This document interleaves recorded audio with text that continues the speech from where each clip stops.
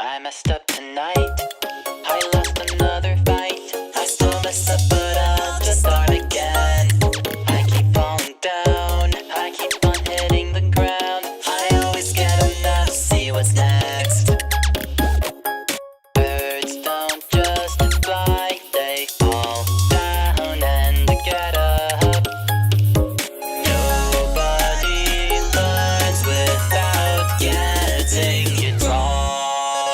I won't give up, no, I won't give in till I reach the end and then I'll start again. No, I won't leave. I wanna try everything. I wanna try even though I could fail. Hello, everyone, and welcome back to yet another episode of Zootopia Minute, the minute-by-minute podcast where we review, analyze, and scrutinize the hit 2016 Disney film Zootopia. And we are very glad to be back here once again. We are on minute 40. We have made it to a new beginning digit. We're in the 40s now. It feels good. Well, we are going to get started right away. But first, to introduce myself, my name is Simul, and I am joined here, as always, by my co-host, Choco. How are you guys doing? Did you have a good Halloween? I had a great Halloween. It was very good. Maybe we'll talk about it a bit. Well, as I was saying, this is minute 40. So if you're following along in the movie, it's going to start at timestamp 40:00 and go to 40:59. In this minute, Nick and Judy are just leaving the Mystic Springs Oasis, that nudist colony where they've been for the past few minutes, after talking to Yax and getting some more information about where Emmett, the missing otter, might be. And they walk out, but now Judy has a new problem. She needs to run the license plate number that they acquired from Yax, and she is not in their system. So Nick is begrudgingly once again dragged along, despite his requests to get that recording pen back, to the DMV office, where he knows a guy who can run a plate for them. So right off the bat here with this minute, so Nick and Judy have just left the nudist colony, Mystic Springs Oasis, and the very first thing I noticed that struck me as kind of funny about this is they walk out and there's these big set of double doors that they walk out. There's a huge set of double doors made of wood, nice intricate looking doors, really cool looking, and then a smaller set that's embedded within them, and it's the smaller set of doors that they actually go through. I thought that was kind of funny. I figure it's to accommodate differently sized animals, is something we've seen in many minutes, different ways to accommodate the different animals that live in Zootopia. Yeah. Though it seems like most of the animals in the Mystic Springs Oasis were more the African safari type.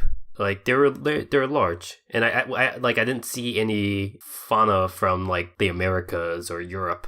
Is that where the resort is, like in that part of Zootopia? Sahara, it could be, because I didn't see something like, I didn't see a raccoon, I didn't see mice, I didn't see like smaller size animals. I think Sahara Square would be the most fitting place for it to be, considering like the eastern vibe it has. Yeah, and Oasis. It's an old world kind of thing. An oasis, yeah, an oasis in a desert. So what was so funny, it was probably funnier to me than it should have been, the double doors thing, because it reminded me of when I was in 6th grade, I think, and we were in class, and our teacher was having us watch the movie Ben-Hur. You know, that really old... Yeah, that really old movie from like the 50s or 60s. They're in Israel in Roman times. But it reminded me of a scene from that movie where it's basically the same thing. There's like these people that are storming some sort of fort or something, and it's got these big set of double doors, and they're pounding against the doors, and you see the doors start to move slightly, and you're like, oh my gosh, those giant double doors are going to open up. And then suddenly the doors don't open, but a smaller set of doors inside those doors that I couldn't see before, those opened up. And like everyone in the class started laughing because no one was expecting those smaller doors. We didn't notice them until they opened. It was just the funniest thing. So this scene reminded me of that. Oh, okay. I've not seen Ben-Hur. I heard there's a new adaptation that was very bad. I only know of Ben-Hur from the Tim and Eric Krimba sketch where every time they said Ben-Hur, the audience would say, Ben-Hur. Ben-Hur. I couldn't tell you anything about the plot. It was a long time ago. I don't remember anything about the story. But I guess that means there are examples in real life of doors that work that way. The big double doors with smaller doors in them. I think it's more probably practical. For that reason. Yeah. Yeah. It's to accommodate different sized objects like cargo and stuff in real life. Though probably in the case of that movie you were talking about, it was probably because it would be too expensive to make a prop where the large doors would actually open, so this would be easy to make a facet and just put smaller doors on it. Yeah. Well, think about it too. Yeah, they're probably really heavy. So every time you want to leave a building or go into a building, you have to move these giant doors. Probably takes a bit of force to actually open them. So yeah, that's probably a convenience thing. Yeah. Makes sense. All right. Well, in this minute, I like that Nick is still trying to get out of the little blackmailing Judy's doing. It's basically she's blackmailing him. And I like that he refers to her as Rabbit. Rabbit. Just like, Rabbit, I did what you ask. It's like if you saw someone else, it's like saying, human, I did what you ask. It sounds a bit off, but it's funny. Like those cat memes. Human. Feed me human. Or I guess if we're doing the racial thing, it's like lady, or I guess lady works. Boy, lady, I did you, what you boy. asked. Yeah. You, Mexican. I did what you ask. Yeah, maybe not the nicest way. So that sort of indicates Nick still doesn't have necessarily a good level of respect for Judy. He's still just being dragged along by her because she needs to get her stuff figured out. And Nick is along for the ride because, as we saw, Judy's blackmailing him with that little carrot pen that has a recording of him admitting to tax fraud, essentially. So that's why Nick is even here to begin with. But he's thinking, well, now that that's over with, I will bid you adieu because any moron can run a license plate.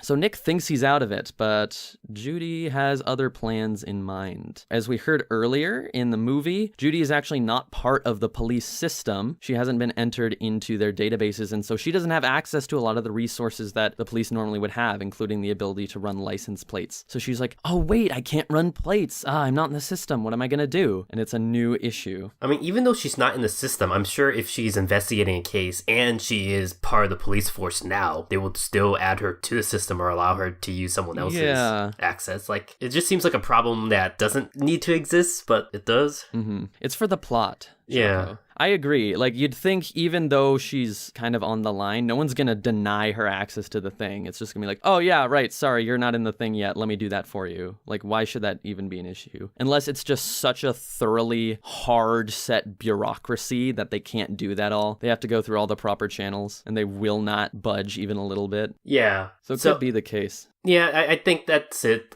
Well, also if Bogle doesn't want her on, and I guess he has power to kind of, but then that would also be corrupt if he did that as well. Like, he is, what is it called? Not manipulating, he's, not blackmailing, it's, extortion? Obstructing a case just so he could get one of the officers he doesn't like out. Yeah, exactly. So I don't even think this is a real issue. Either Judy's just dumb, or she specifically wants Nick to keep coming along, or it really is just a stupid system. She could be just a dumb bunny. Personally, if I had a chance to, have Nick tag along with me, I will make sure I'll find any excuse that he has to continue staying on with me. So, I mean, I can understand where she's coming from. Mm-hmm. Maybe that's it. Maybe she just likes his company. Yeah. Joking aside, I actually think that's it too, because think about it, she has only known her small little town. Basically, all the residents in there she's known for like 18 years. And Nick is really the first resident of Zootopia, this big place that holds significant meaning in her head as being, utopia. And Nick is really the first resident of this area that she's actually interacting with. So I think she's also wanting, and she's alone too, like she's separated from her family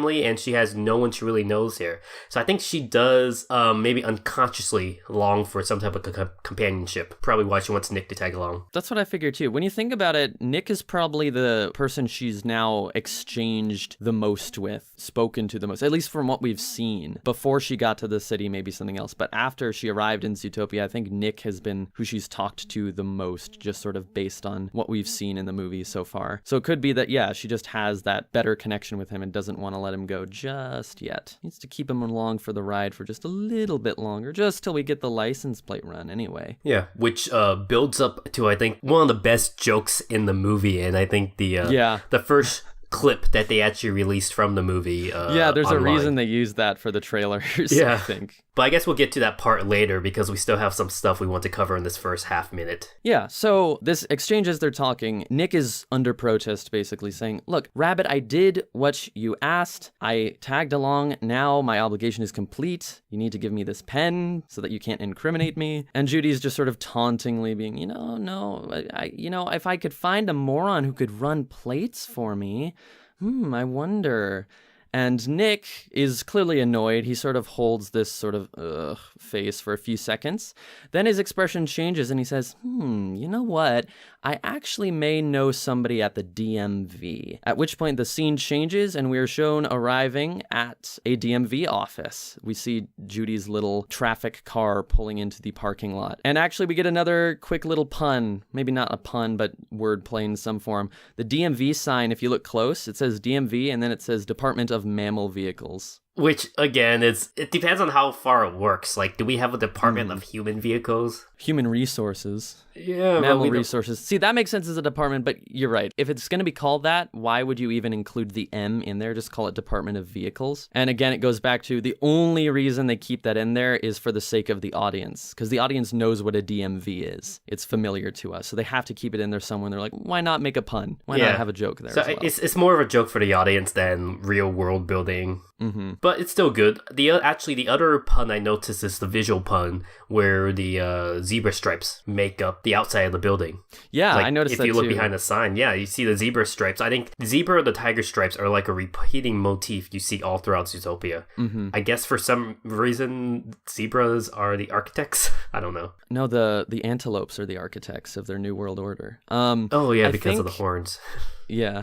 I think what that has to do with is it's just a very recognizable animal motif generally. Like, it's the same thing that zoos do. If you go to, like, a zoo's website, there's always stripes and, like, cheetah, leopard spots and stuff. I think people see that and it just makes them think of wild animals, African animals and stuff. So I think it just adds to that again. Yeah, well, again, it's more of a joke for the audience, but it could kind of work in this world if, for some reason, maybe the architects are the Illuminati antelopes, but the zebras are probably like the outside decorators, because like we said in previous minutes, we have seen the zebra stripe motif pop up many times, like in the traffic I remember cones. it on like a crosswalk with stripes across the ground before. So almost anything with stripes, like the traffic cones or the crossroad walks would have the zebra stripes. And in fact, I made a Judy button for cons, and I had the motif on the outside just being the zebra stripes because it kind of works. I think it's just a nice convenient thing that the artists could sample from and be like, how do we make this building look more animal-esque? Stripes. There we go. Perfect. Job done. It just makes it easier, perhaps. So they arrive at the DMV, and they're walking through the front doors, and Nick is commenting on how the guy he knows, Flash, is the fastest one in there. You need something done, he can do it for you. And they're walking in, and Judy says, well, that's great. This is going to be good. They walk through, and one of the first things you notice is, one of the first things I noticed, actually, they're walking past, and you get sort of this view looking down as they're walking past these ropes that have a queue running through them. There's a line of animals waiting in line, presumably for the desks at the DMV. I have not been to a DMV office where it was standing room only. Usually it's like a bunch of chairs, almost like an airport terminal or something. I would hate to go to the DMV if there weren't any chairs. That sounds terrible. Yeah, I've been to a DMV twice, and I've really not enjoyed either experience because I don't think anyone does. It's like the worst thing ever. I still haven't been to a DMV here in Texas. I need to get my Texas driver's license, but I just do not want to go to a DMV because I just have miserable experiences at. Do you have a car? I do not, but I do need a new ID since my Maryland one's probably going to expire soon. Mm-hmm. But you have a license, like you have driven, and you. Yeah. Okay. Yeah, I don't think I ever asked that. I'm like, wait, you move around so much. I figure you wouldn't have a car. Yeah, sure. But I guess my experience is like everyone's experience with the DMV. That's why they actually made this joke, and that's why this is the funniest gag in the entire movie that they put on YouTube initially as like the first clip for the movie. Yeah, there's a reason they decided to make that as a trailer, for sure. I remember seeing that trailer with that upcoming scene in theaters, and all the adults in the room laughed very heartily. It's a very good joke if you're used to experience with the DMV. In Washington, it's not called the DMV, it's the DOL. It's the Department of Licensing, but it's basically the same exact thing. They do car and boat licenses, and also aviation, if you have like a civilian aviation license. Yeah, it was, in Maryland, it was called something else too. I think it was like Motor Vehicles Association or something like that. In Texas, it's... Association? That makes it sound like a social club. It's the lamest social club ever. Let's go down to the clubhouse, guys, and sit around with a piece of paper with a number on it for 5 hours. That's how I like to spend my weekends. Oh, it's Maryland Department of Transportation Motor Vehicle Administration. Sorry, not Association. Same Administration makes a lot more sense. In Texas, it's called Department of Motor Vehicle. Oh, it's the same thing. Okay, never mind. Yeah. I thought it was something else in Texas. I always sometimes get agency and administration mixed up in like federal departments in the US. Like I think the DEA, it's the Drug Enforcement Administration. It's not agency, but you think of DEA agents and so you think it might be. But no, it's not. It's administration. Yeah, that's true. Huh. Speaking of which, didn't you just have jury duty? So you got to go through all the federal government fun stuff. I did, and I remember thinking to myself, this is more fun than going to the DMV. A lot of it was very similar. It was sitting in a room filled with chairs with a lot of other people there and just waiting for a long time. So I'll joke like, hey, it was more exciting than the DMV. Incredible. But for real, it was interesting. I did enjoy it. I'm glad I didn't get selected because it was a long trial that I had been assigned to. Ooh, was it a murder case? No, it was just a civilian case. Oh, boring. But I got all the way to the bench before they dismissed me. So it was like right down to the line. It was stressful. I wonder why they dismissed you. Because I was too biased, is my assumption. Oh, okay. Well, I guess that's a good way to get out of it.